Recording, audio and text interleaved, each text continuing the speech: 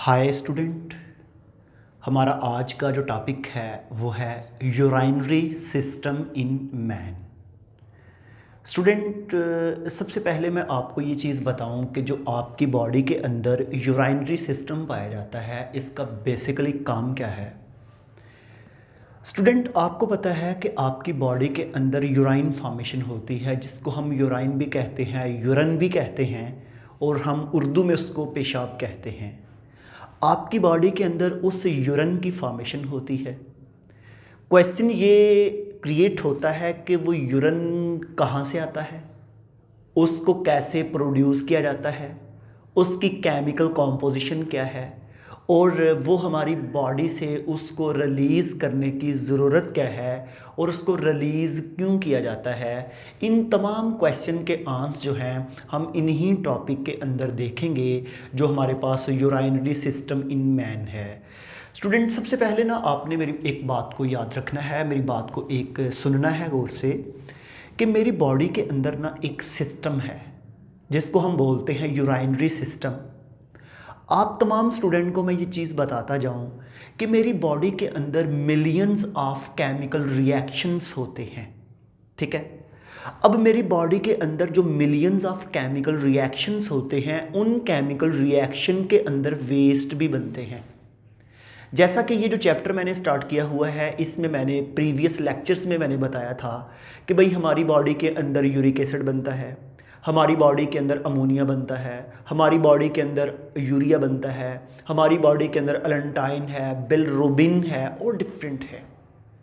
ये जो सेल्स के अंदर जब केमिकल रिएक्शंस होते हैं उसके नतीजे में बनने वाले जितने भी वेस्ट हैं सेल्स के अंदर पूरी बॉडी में, उन तमाम सेल्स से वेस्ट इकट्ठे होते हैं ब्लड के ज़रिए। स्टूडेंट, आपको पता है कि आपकी पूरी बॉडी के अंदर ब्लड जो है वो एक एक सेल तक पहुंचता है और वहां तक चीज़ों को पहुंचाना, वहां से चीज़ों को लेना और जिस जिस जगह पे उन चीज़ों की ज़रूरत है वहां तक जो पहुंचाना होता है ये ब्लड का काम है। अगर आपको याद हो, आपने फर्स्ट ईयर में मुझसे चैप्टर 14 ट्रांसपोर्ट का पढ़ा था, उसमें मैंने आपको ट्रांसपोर्ट का जो आपका सर्क्यूलेटरी सिस्टम था उसमें मैंने बताया था कि भाई आपकी पूरी बॉडी के अंदर केमिकल्स रिएक्शंस के नतीजे में बनने वाला जो वेस्ट है उस वेस्ट को हम कलेक्ट करते हैं ब्लड के ज़रिए।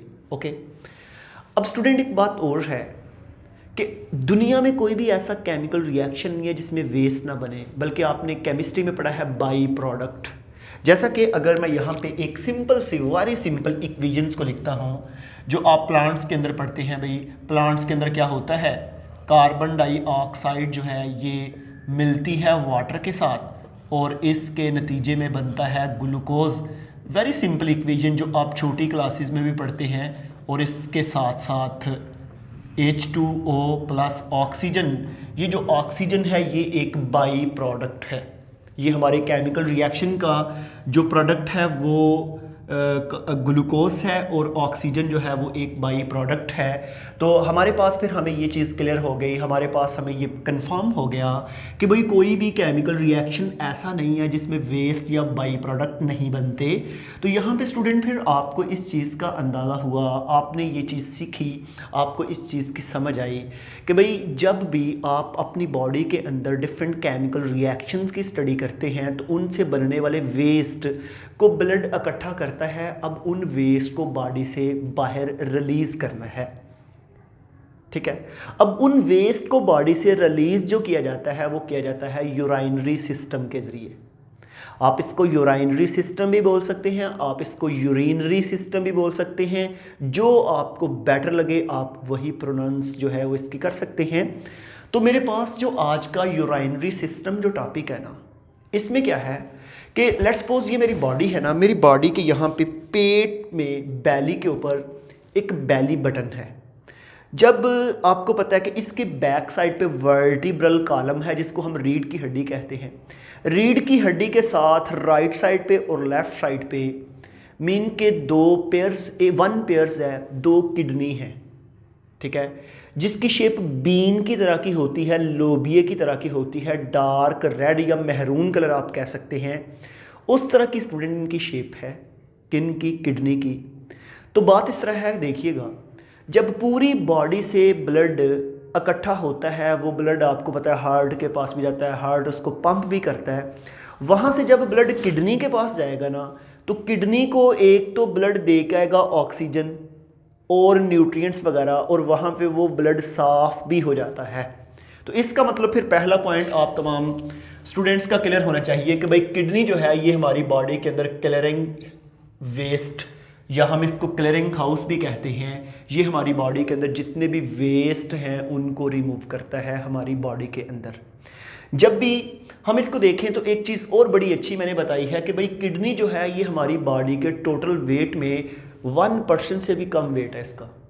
फॉर एग्ज़ाम्पल जो है एक मैन है, उसका अगर वेट 100 kg है, तो उसमें पूरे जिस्म के अंदर जो किडनी का वेट है वो 1 kg से भी कम है।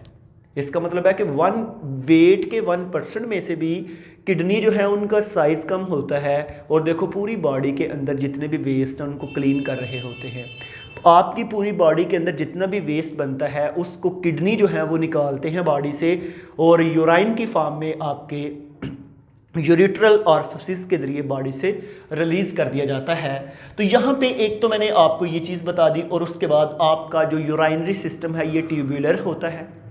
यहाँ पे आपको मैं ये चीज़ भी बता दूँ स्टूडेंट कि आपको इस चीज़ का अंदाज़ा है कि इससे प्रीवियस मैंने आपको जो एक्सक्रीटरी सिस्टम आपको मैंने पढ़ाया था प्लेनेरिया का, उसके बाद अर्थवर्म का, और वहाँ भी मैंने बताया था कि भाई उनके अंदर ट्यूबुलर सिस्टम होता है।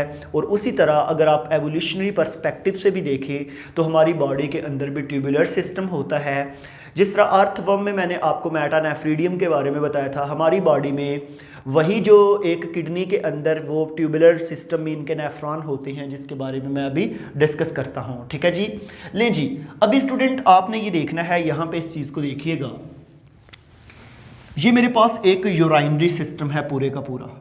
ठीक है, ये जो रेड वाली है ना, इसको आपने छोटी क्लासेस में भी पढ़ा है कि इसमें कौन सा ब्लड होगा, ऑक्सीजिनेटेड। इसमें होता है ऑक्सीजिनेटेड ब्लड, और इस ऑक्सीजिनेटेड ब्लड के साथ जो ब्लू वाली है उसमें कौन सा होगा, डीऑक्सीजिनेटेड। और आपको पता है कि जिसमें डीऑक्सीजिनेटेड ब्लड होता है उसको हम वेन कहते हैं, और जिसमें ऑक्सीजिनेटेड ब्लड होता है उसको हम आर्टरीज कहते हैं। अब और आपको इस चीज़ का भी अंदाज़ा है कि आपकी बॉडी में जो बड़ी आर्टरीज है जिसका इंटरनल डायमीटर काफ़ी बड़ा है उसको हम एयोर्टा कहते हैं। ठीक है जी स्टूडेंट, बात इस तरह है कि यहाँ पे देखिएगा इस डायग्राम को, इसको आप फोकस करें कि जब आपके हार्ट ने ब्लड को पंप किया, जब हार्ट ने ब्लड को पंप किया, और आपको ट्रांसपोर्ट वाले चैप्टर में मैंने बताया था कि यहाँ पे हमारा हार्ट है, हार्ट ने जब ब्लड को पंप किया तो पंप करने के बाद कुछ ब्लड जो है वो आपके हेड और जो आपके पेक्टोरल गर्डल जो हैं और इसके अलावा आपकी फॉर लिम्स की तरफ चला गया, कुछ जो है आपको पूरी नीचे वाली बॉडी को सप्लाई हुआ। जो नीचे वाली बॉडी को सप्लाई होता है, बड़ी जो ब्लड की नाली है उसको हम कहते हैं एयोर्टा। ओके, क्या बोलते हैं, एयोर्टा। अब वो एयोर्टा नीचे को ब्लड लेके जा रही होती है वर्टिब्रल कॉलम के साथ साथ। ठीक है, तो अब वो जो एयोर्टा ब्लड को नीचे लेके जाती है वो ऑक्सीजिनेटेड ब्लड होता है। मेरी बात को ज़रा सुनिएगा, वो ऑक्सीजिनेटेड ब्लड होता है, उसमें ऑक्सीजन होती है, लेकिन याद रखिएगा कि उसमें वेस्ट भी मौजूद हैं। कौन से वेस्ट, जो हमारी बॉडी ने पूरी, जो हमारे ब्लड ने पूरी बॉडी से कलेक्ट किए हैं। ठीक है जी, अब बात इस तरह है कि जब यहाँ से स्टूडेंट आएगा ब्लड, अब वो ब्लड है ऑक्सीजिनेटेड। जब ऑक्सीजिनेटेड ब्लड एयोर्टा में आता है, एयोर्टा में आने के बाद ना यहाँ से एक आर्टरी, एयोर्टा से एक छोटी खून की नाली निकल रही है। ये देखें, मैंने इसको किडनी की तरफ भेज दिया, और इधर से भी एक खून की नाली निकल रही है, इसको मैंने दूसरे किडनी की तरफ भेज दिया। और आपको मैं ये भी बताता जाऊं कि भाई आप यहाँ पे अगर ऐसे खड़े हैं तो मेरा ये वाला किडनी जो है आप ये वाला जो किडनी है मेरे पास, एक मेरे पास लेफ़्ट साइड वाला है और एक कौन सा है, राइट साइड वाला। तो हमारे पास एक जो है लेफ़्ट साइड वाला किडनी होगा और एक कौन सा है, राइट साइड वाला। क्योंकि ये वाला किडनी जो है इसको हम कहते हैं लेफ़्ट किडनी और ये वाला जो है राइट किडनी। हालांकि देखने से मेरे पास ये वाला राइट होना चाहिए और ये वाला क्या होना चाहिए, लेफ़्ट। लेकिन बेटे इस तरह है कि हमारे पास जो है वो मैन इस तरह खड़ा है। अगर इस तरह खड़ा उसकी हम किडनी को स्टडी करें तो इधर वाला जो है वो लेफ़्ट होगा और इधर वाला कौन सा होगा, राइट। ओके, अब यहाँ पे आपने ये चीज़ को देखना है कि भाई जब भी ब्लड आएगा ना, ब्लड आया था अयोर्टा के ज़रिए। अयोर्टा से दो छोटी खून की नालियाँ, दो छोटी ब्लड वेसल निकली, एक आपके लेफ़्ट किडनी की तरफ चली गई और एक आपके राइट किडनी की तरफ चली गई। जो लेफ़्ट किडनी की तरफ गई है ना उसको हम कहते हैं लेफ़्ट रेनल आर्टरी, क्योंकि आर्टरी है ये याद रखिएगा। एक को हम बोलेंगे लेफ्ट रेनल आर्टरी और इसी तरह जो दूसरे किडनी की तरफ गई है उसको हम बोलते हैं राइट रेनल आर्टरी। हमेशा याद रखिएगा, मैंने आपको पहले भी बताया था कि जिस जगह पे वर्ड हेपेटिक आ जाए तो याद रखिएगा कि वो बात कर रहे हैं हम लिवर की, और जिस जगह पे रेनल आ जाए तो हमेशा याद रखिएगा कि वो आपकी किडनी के रिलेटेड बात है, आपके यूराइनरी सिस्टम के रिलेटेड बात हो रही है। ओके जी, ब्लड आ गया, ब्लड अयोर्टा के ज़रिए राइट और लेफ़्ट आर्टरीज के ज़रिए दोनों किडनी में आ गया। दोनों किडनी से ब्लड साफ होगा। एक तो ये याद रखिएगा, उस ब्लड के अंदर ऑक्सीजन थी, वो उसने दे दी आपके किडनी के सेल को, इधर भी किडनी के सेल को। उस ब्लड के अंदर जो काम के क्योंकि आपको पता है ब्लड में वेस्ट भी होंगे, ब्लड में मिनरल्स आयन जो काम के हैं वो भी सारे होंगे। उस ब्लड में से ऑक्सीजन, ग्लूकोज और जो काम की चीज़ें हैं वो आपके किडनी को मिल जाएंगी। ठीक है, जरा इसका ओवरव्यू चेक करें। ठीक है, अब क्या होगा कि जो डीऑक्सीजनेटेड ब्लड है ना, जो डीऑक्सीजनेटेड ब्लड है वो क्या होगा कि वो किडनी से दोबारा वापस एक वेन, ये देखें right renal vein, left renal vein, ये मैंने ब्लू कलर की बनाई है।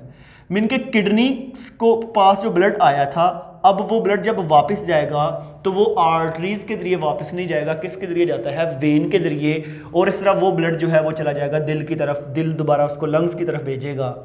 लेकिन यहां पे मेरी एक बात याद रखिए, जो ब्लड आया था, ठीक है, जो ब्लड आया ना उसके अंदर से ऑक्सीजन तो सेल ने ले ली, ग्लूकोज सेल ने ले ली, इसके अलावा आपकी किडनी के अंदर एक स्पेशल किस्म के सेल होते हैं, या आप ये कह सकते हैं कि किडनी के अंदर स्पेशल किस्म के स्ट्रक्चर होते हैं जिनको हम कहते हैं नेफ्रॉन। वो नेफ्रॉन क्या करते हैं कि उस ब्लड से वेस्ट को भी निकाल लेते हैं। अब वो नेफ्रॉन कितनी किस्म के हैं या वो नेफ्रॉन वेस्ट को कैसे निकालते हैं, हम इसको भी डिस्कस करेंगे। अभी जस्ट ये देखें कि जो ब्लड आया कहाँ पे, किडनी के पास। बेटे याद रखिएगा कि आपकी ईच हार्ट बीट, एक नॉर्मल इंसान जो है उसकी बॉडी में 6 to 7 लीटर ब्लड होता है, और आपको पता है कि उसमें से बहुत सा थोड़ा, क्योंकि हार्ट का साइज भी इतना सा होता है, उसमें से बहुत सा थोड़ा हार्ट बीट करता है, उस हार्ट बीट में से भी थोड़ा सा आपके किडनी के अंदर जाता है। ईच हार्ट बीट में 20% जो ब्लड है वो आपकी किडनी के पास जाता है, वो साफ़ होता है, फिर वो आगे मिक्स हो गया, फिर पीछे वाला आ गया, वो साफ़ हो गया। हम ये हमेशा याद, ये ना कभी सोचना कि पूरे का पूरा ब्लड एक दफ़ा साफ़ हो गया फिर वो आगे जो है जाएगा, नो, थोड़ा थोड़ा बीच में से साफ़ होता रहता है, वो दोबारा आगे मिक्स होता रहता है, फिर वो साफ़ हो गया। अब देखिए किडनी ने जो ब्लड साफ़ किया ना, वो आगे दोबारा जो है जिस ब्लड के साथ मिलेगा वो भी मतलब कि होता क्या है, वो भी उसमें भी वेस्ट मौजूद हैं। लेकिन ये है कि ओवरऑल बॉडी में वेस्ट की कमी आ जाती है क्योंकि वो यूरिया, अमोनिया या यूरिक एसिड बॉडी से रिलीज़ हो जाते हैं। ठीक है, ओके। अच्छा, अब यहाँ पे आपने जिस चीज़ को देखना है, यहाँ पे इस तरह है कि आप ना अभी ओवरऑल स्ट्रक्चर्स देख रहे हैं, आप अभी जो है नेफ्रॉन का नहीं देख रहे कि नेफ्रॉन जो है वो काम कैसे कर रहा है। नेफ्रॉन का अभी मैं इस लेक्चर के बाद आपको बताता हूँ। अब ये देखें कि जब हमारे पास यहाँ पे बन गया ना, मैं इसको किस से शो करूँ, ब्लैक से शो करता हूँ। जब ब्लड आया, ब्लड से यूरिन बन गया। अब वो जो यूराइन है वो आ गया आपके एक नाली में, जिस नाली को कहते हैं हम, ये मैंने लिखा भी हुआ है, यूरेटर। ठीक है, ये जो आपका यूराइन है ये आ गया यूरेटर के अंदर, और यूरेटर से नीचे एक ब्लैडर होता है जिसको हम कहते हैं यूराइनरी ब्लैडर। इस ब्लैडर के अंदर आकर जमा होता रहता है आपका यूरिन यहाँ पे। ठीक है, आपने कभी देखा भी होगा कि आप हर वक्त जो है बॉडी से यूरिन को रिलीज़ नहीं करते रहते। क्या होता है कि आपकी बॉडी में थोड़ा थोड़ा कतरों की शक्ल में यूरिन बनता रहता है, वो नीचे यूराइनरी ब्लैडर में स्टोर होता जाता है। जब यूराइनरी ब्लैडर फिल हो जाता है तो फिर ब्रेन को मैसेज आता है आपके CNS हाइपोथैलेमस और थैलेमस को कि भाई आपका जो यूराइनरी ब्लैडर है वो फिल हो चुका है। उससे आपका ब्रेन जो मैसेज देता है आपके मसल्स को, कौन से जो यहाँ पे स्पिंस्टर मसल्स होते हैं ये भी मैं बताता हूँ, वो आगे से रिलैक्स होते हैं और बॉडी से जो है आप यूरिन को रिलीज़ कर देते हैं। यहाँ पे देखिएगा, जब यूराइनरी ब्लैडर के अंदर यूरिन आता है तो उसके बाद अगला हिस्सा जो है उसको हम बोलते हैं यूरिथ्रा, और यूरिथ्रा के बाद जो अगला हिस्सा है उसको हम बोलते हैं यूरिथ्रल ऑरिफिस, जिसके ज़रिए बॉडी से यूरिन को बाहर रिलीज़ कर दिया जाता है। ये जो यूरिथ्रल ऑरिफिस है इसमें हम एक्सटर्नल ओपनिंग भी कहते हैं। फीमेल की केस में जो है आपको पता है पीनस की शक्ल में, और मेल की शक्ल, मेल जो है उसमें पीनस की फॉर्म में और फीमेल में विजाइना की फॉर्म में जो है वो बॉडी से रिलीज़ हो जाता है यूरिन। तो ऐसे जो है ये आपने ओवरऑल जो है आप अपना चेक किया है अपने यूराइनरी सिस्टम कि भाई आपके किडनी के पास ब्लड आया, किडनी ने ब्लड से यूरिन को बनाया, वो यूरिन जो है यूरेटर के अंदर आया, यूरेटर से वो आ गया यूराइनरी ब्लैडर के अंदर, यूराइनरी ब्लैडर से वो यूरिथ्रा और यूरिथ्रा से यूरिथ्रल ऑरिफिस के जरिए बॉडी से रिलीज़ हो जाता है। अब मैं आपको एक चीज़ और बताता जाऊं कि हमारे पास ना ये जो आपका यूराइनरी ब्लैडर है इसमें इस बेस पे कुछ मसल्स होते हैं जिनको हम कहते हैं स्पिंस्टर मसल्स। स्पेशली यहाँ पे स्पिंस्टर और यहाँ पे स्लिट लाइक मसल्स होते हैं। ठीक है, ये जो स्पिंस्टर मसल होते हैं ये नीचे से ऐसे क्लोज करके रखते हैं उसको, और आपके यूराइनरी ब्लैडर के अंदर यूरिन स्टोर होता रहता है। जो ही आप मेंटली मतलब कि रिलीज़ करना चाह रहे होते हैं तो यहाँ से प्रेशर लगता है, वो सेल जो है ना यहाँ पे असल में, ये मैं आपको बता दूँ, यूराइनरी ब्लैडर के अंदर थिग्मो रिसेप्टर होते हैं। ये जो थिग्मो रिसेप्टर हैं ये हम कोऑर्डिनेशन एंड कंट्रोल में पढ़ेंगे कि रिसेप्टर की भी डिफरेंट टाइप होती हैं। वो जो थिग्मो रिसेप्टर हैं जब उन पे प्रेशर लगता है तो उस प्रेशर की वजह से मैसेज आपके ब्रेन को जाता है, ब्रेन के थैलेमस से फिर जो है वो उसको मज़ीद जो है उसके ऊपर वर्किंग करने के बाद दोबारा से मैसेज आता है, और स्मूथ जो आपके स्पिंस्टर मसल जो हैं, सर्कुलर स्मूथ मसल जो हैं वो रिलैक्स होते हैं और वहाँ से जो है आपकी बॉडी से यूरिन रिलीज़ कर दिया जाता है। अच्छा भाई स्टूडेंट, अब यहाँ पे एक चीज़ और मैं आपको बताता जाऊँ कि यहाँ पे मैंने आपको ये बताया था कि भाई ब्लड आया किडनी के अंदर, किडनी ने यूरिन की फॉर्मेशन की। अब हम ना किडनी का स्ट्रक्चर्स देख लेते हैं कि किडनी का स्ट्रक्चर कैसा होता है। ओके, यहाँ पे मैंने ये एक जो है स्ट्रक्चर सा ड्रा किया है, स्ट्रक्चर ऑफ किडनी। हमेशा याद रखिएगा कि जब भी आप किडनी के स्ट्रक्चर्स को देखें, जैसा कि अगर मैं यहाँ पे एक छोटी सी किडनी को ड्रा करता हूँ, ये मेरे पास एक छोटी सी किडनी है। अगर आप इसको देखेंगे तो मेरे पास इसको मैंने दो पार्ट में डिवाइड कर लिया है। एक जो है बाहर वाला हिस्सा है, ये बाहर वाला, ठीक है, और एक अंदर वाला। जो बाहर वाला हिस्सा होता है इसको हम बोलते हैं कॉर्टेक्स। हमेशा याद रखिएगा, किडनी की जो बाहर वाला हिस्सा है ना इसको हम बोलते हैं कॉर्टेक्स, और ये जो दरमियान वाला हिस्सा होता है इसको हम बोलते हैं मेड्यूला। तो ऐसे फिर आपको दो चीज़ें किडनी में समझ आ गई, एक को कॉर्टेक्स कहती हैं और एक को क्या बोलते हैं, मेड्यूला। स्टूडेंट यहाँ पे आपने एक चीज़ याद रखनी है कि जब भी ये जो बाहर वाला कॉर्टेक्स है ना, इसको मैं आपको बता दूं कि कॉर्टेक्स के अंदर नेफ्रॉन मौजूद होते हैं। ठीक है, ये यहाँ पे कुछ खास किस्म के स्ट्रक्चरल या फंक्शनल यूनिट होते हैं जिनको हम नेफ्रॉन कहते हैं। ये जो कॉर्टेक्स के अंदर नेफ्रॉन बाहर वाले रीजन में होंगे उनको हम बोलते हैं कॉर्टिकल नेफ्रॉन, और कुछ ऐसे नेफ्रॉन हैं जो स्टार्ट तो कॉर्टेक्स से होते हैं लेकिन उनके कुछ पार्ट जो हैं वो मेड्यूला में भी आ जाते हैं। उन नेफ्रॉन को हम बोलते हैं जक्स्ट्रा मेड्यूलरी नेफ्रॉन। तो ऐसे आपको मैं ये बताऊं कि जब भी आप मेडुलरी रीजन को देखते हैं तो इस रीजन में आपको ये कुछ पिरामिड शेप महरूती शक्ल के स्ट्रक्चर नज़र आते हैं जिनमें आपको नेफ्रॉन के बाकायदा जो हैं पार्ट्स नज़र आ रहे होंगे। ये तमाम के तमाम एक स्ट्रक्चर में ओपन होती हैं आकार। ये जो स्ट्रक्चर है इसको हम बोलते हैं रेनल पेल्वस। पेल्वस का बेसिकली मतलब होता है कीफ नमा। आपने अक्सर देखा होगा किसी भी चीज़ के अंदर पेट्रोल को या डीजल को डालने के लिए एक कीफ जो है आपने इस तरह का स्ट्रक्चर्स देखा होगा कि उसके अंदर आप पेट्रोल को डालते हैं और फिर आप टैंकी में फिल करते हैं। तो ये देखिए ये कीफ की तरह का स्ट्रक्चर है और इसके अंदर तमाम पिरामिड ओपन होती हैं क्योंकि वो एक स्ट्रक्चर में आगे जाके पढ़ाऊंगा कलेक्टिंग डक्ट वो यहाँ पे ओपन होती जाती हैं। स्टूडेंट यहाँ पे तमाम का तमाम यूरिन जितना भी पूरे किडनी में बना है वो सारे का सारा रेनल पेल्वस के अंदर जमा होता है। और एक चीज़ यहाँ पे और मैं आपको बताऊँ, जब भी आप किडनी को देखते हैं, किडनी का एक बाहर को पोर्शन है जिसको हम कहते हैं कन्वेक्स और एक अंदर को धंसा हुआ है डिप्रेशन जिसको हम कहते हैं कनकेव। ये जो कनकेव पोर्शन है इस कनकेव को हम कहते हैं हाइलस। ऐसा किडनी का रीजन जो अंदर को बेंड होता है, डिप्रेशन बना होता है, उसको हम कहते हैं हाइलस। और जो बाहर आउटर सरफेस होती है इसको हम बोलते हैं कैप्सूल। तो ऐसे स्टूडेंट आपने ये याद रखना है कि मेरे पास जो रेनल पेल्वस है ये आगे नीचे से एक ट्यूब की तरह का स्ट्रक्चर बनता है जिसको हम यूरेटर कहते हैं।